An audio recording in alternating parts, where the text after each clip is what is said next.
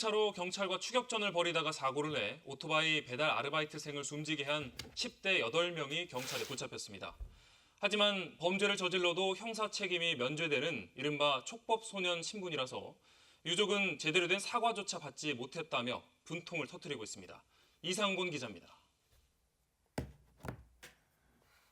정지 신호를 무시한 차가 교차로에 진입하더니 무언가와 부딪힙니다. 파편들이 크게 날릴 정도로 충격이 컸지만 차는 유유히 현장을 빠져나갑니다.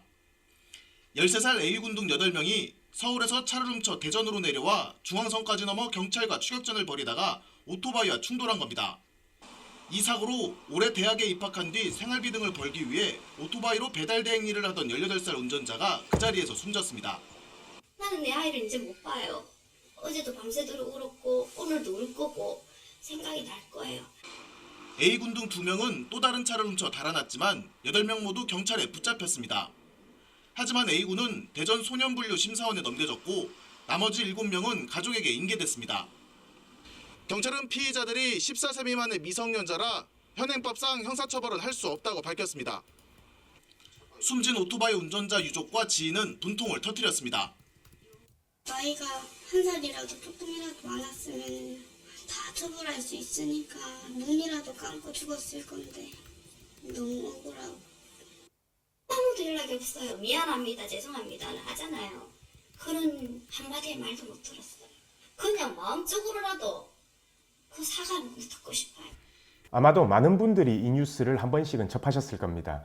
우선 삼가 고인의 명복을 빌고 유족분들에게 심심한 위로의 말씀 전해드립니다. 오늘은 이런 사고가 발생했을 경우 피해자는 과연 보상을 어떻게 받느냐, 이 부분에 대해서 말씀을 드려볼 건데요. 안 그래도 이 내용에 대해서 SBS 맨인블랙에서 저희 사무실로 인터뷰를 나온다고 해서요. 그건 장슬기 변호사가 진행을 할 거고요. 저는 유튜브 구독자분들께 제가 직접 전해드리겠습니다. 이 사건의 보상에 관해서는요, 우선 크게 3가지 경우로 알아봐야 되는데요. 첫 번째, 이 도난당한 이 차주의 법률상 책임이 발생하는지, 그리고 두 번째는 촉법소년들인 이 가해자들에게 민사상 손해배상 책임이 발생을 하는지, 세 번째, 이 가해자뿐만 아니라 가해자가 촉법소년 미성년자이기 때문에 가해자 부모에게도 민사상 손해배상 책임이 발생하는지, 이 3가지를 한번 따져보고요. 그리고 과연 이게 보상 처리가 어떻게 되는지, 어떻게 해야 되는지에 대해서도 알아보도록 하겠습니다. 우선 이런 경우 첫 번째, 차주의 차키 관리 여부에 따라서요, 차주의 민사상 손해배상 책임이 발생하냐 안 하냐로 나눠질 수가 있는데요. 지금 같은 사건을 보면 차주가 도난을 당한 상태고 가해자들과 전혀 모르는 상태이기 때문에 차주의 손해배상 책임이 발생하지 않을 것으로 보이고요. 그렇기 때문에 차주가 가입한 보험사에서는요, 대인 2는 물론이고 책임보험인 대인 1까지도 적용이 안 됩니다. 왜냐하면 차주가 이 피해자에게요, 민사상 손해배상 책임이 발생해야지만 차주의 보험사에서는 보험금을 지급할 수가 있거든요. 그렇기 때문에 차주의 민사적인 책임이 발생하지 않는 한 보험금은 지급될 가능성이 없어요. 그러면 이 피해자의 모든 손해에 대한 책임을요, 이 가해자가 져야 되는데요. 이 가해자가 촉법소년이란 말이죠. 이 촉법소년이기 때문에 형사처벌의 대상이 안 됩니다. 그럼 과연 이 형사적인 처벌을 안 받는다고 해서요, 과연 이 민사적 책임까지 없을까요? 물론 발생하지 않을 수도 있습니다. 근데 저는 발생할 거라고 생각되고요. 왜 그러냐면요, 이 가해자들이 정신적으로 올바른 판단, 본인의 행동이 불법 행위인지 아닌지 판단할 수 있을 정도가 되면요, 가해자의 민사적인 책임이 발생을 하고요. 만약에 그것도 판단할 수 있는 나이가 아니다 라고 하면 발생을 안 하게 되는데요. 지금 같은 상황 보면요, 애들 전부 다 중학생이에요. 이 학생들이 중학생이기 때문에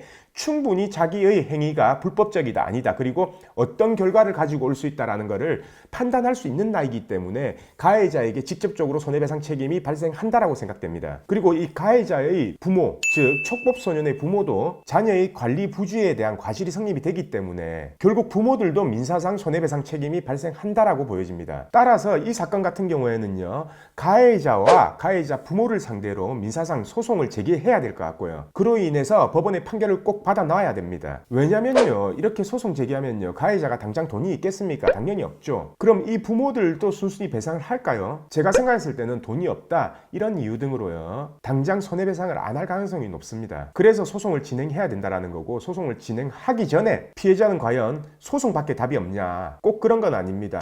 그래서 소송을 하기 전에 어떤 절차를 거쳐야 되는지 그 부분에 대해서 제가 설명을 드리겠습니다. 우선 이런 경우를 대비해서요, 우리나라 자배법에서는요, 정부보장사업이라는 제도를 운영하고 있습니다. 정부보상사업은 쉽게 말해 우리가 자동차보험의 책임보험인 대인 1의 보상 한도까지 지급을 하는데요. 이 대인 1의 보상 한도는 부상은 3천만 원, 그리고 후유장애와 사망은 1억 5천까지 보상을 하고 있습니다. 결국 이 피해자는요, 정부보장사업에 의해서 합계 1억 8천까지는 보장이 가능하다는 얘기입니다. 근데 이 상황에서 이 피해자 같은 경우에는요, 만 18세였거든요. 만 18세 남자 기준으로 이 손해액을 산정해 보면요, 대략 한 5억 정도가 발생합니다. 그러면은 아까 1억 8천은 정부보장사업에서 받았고요. 그럼 나머지 이 3억 2천에 대해서는 어떻게 받아야 되냐면요. 제가 말씀드렸었죠. 가해자와 가해자의 부모를 상대로 소송을 제기해서 법원에 판결을 받아야 된다. 근데 소송 제기하기 전에 확인해야 될 사항이 한 가지가 더 있습니다. 만약에 이 피해자의 부모가 두 분 중에 한 분이 자동차 종합보험에 가입돼 있다면요, 무보험차 상해 담보를 확인하셔야 됩니다. 왜냐하면 이 무보험차 상해에서 한도 내에서는 전부 지급이 될 수 있거든요. 그래서 예를 들어서 무보험차 상해가 한도가 1억이다 라고 하면은 1억까지는 보상 가능하고요. 3억이다 라고 하면 3억까지 보상 가능하고, 만약에 5억이다 그러면은 전액에 대해서 배상이 가능하겠죠. 그리고 이 무보험차 상해가 가입이 안 돼 있다든지 아니면 무보험차 상해의 한도가 작다, 그래서 초과되는 손해가 발생한다 라고 하면은 그 손해에 대해서는 소송을 제기해서 판결을 받아야 됩니다. 자, 그럼 만약에 소송을 제기해서 판결을 받았다 그러면 어떻게 해야 되냐? 판결을 받았기 때문에 집행이 가능하거든요. 예를 들어서 판결이 가해자하고 가해자 부모도 같이 불법행위 책임이 인정된다라고 이걸 판결을 났다면요, 부모들의 재산이나 수입, 그리고 추후 발생할 재산, 퇴직금, 급여 등의 감유 및 압류 집행이 가능합니다. 그래서 결론적으로는 현재 시점에서는요, 경찰 조사가 마무리되는 대로 바로 소를 제기해서 이 보상받지 못한 손해에 대해서는 법원의 판결을 받는 게 가장 현명한 선택입니다. 참 이런 사고들도 많이 발생합니다. 내만 잘해서 사고가 안 나는 게 아닙니다. 그렇다고 우리가 이런 상황, 예기치도 못한 상황까지 고려하면서 이렇게 운전할 수도 없는 노릇이고요. 아무쪼록 지금 보시는 구독자분들께서도 안전운전, 늘 안전운전 하시고요. 오늘 영상은 여기까지 하겠습니다. 그리고 내일도 새로운 주제를 가지고 오겠습니다. 오늘 영상 끝까지 봐주셔서 감사합니다.